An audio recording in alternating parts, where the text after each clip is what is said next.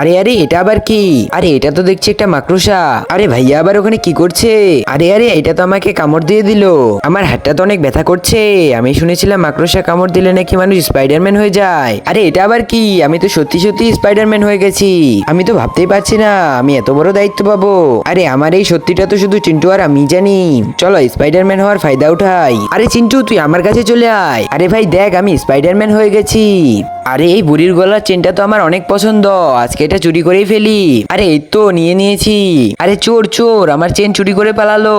আরে এটা দাদির গলা না, দাদির চেন আবার কে চুরি করে নিল? আরে ওই চোর দাঁড়া। আরে তুমি আবার কে? আরে তুমি আমাকে চেনো না, আমি হলাম স্পাইডারম্যান। আরে বাবু এখন ইয়ার্কি করার সময় নয়, তুমি সামনে থেকে সরে যাও। আরে তুমি আমার দাদির চেন চুরি করে আমাকেই সামনে থেকে সরে যেতে বলছো। আরে সরি সরি স্পাইডারম্যান আঙ্কেল, আমাকে ক্ষমা করে দিবেন। দাদি ক্ষমা করে দিবেন, এই যে নিন আপনার চেন। আরে ধন্যবাদ বাবু আমার চেন ফিরিয়ে দেওয়ার জন্য। আরে এটা তো আমার কর্তব্য। আমি কি তখন থেকে কল্পনা করছিলাম? আরে মাকড়সাটা তো ওখানেই আছে। আরে কাউকে জানতে দেওয়া যাবে না, না হলে আমাকে নিয়ে মজা করবে।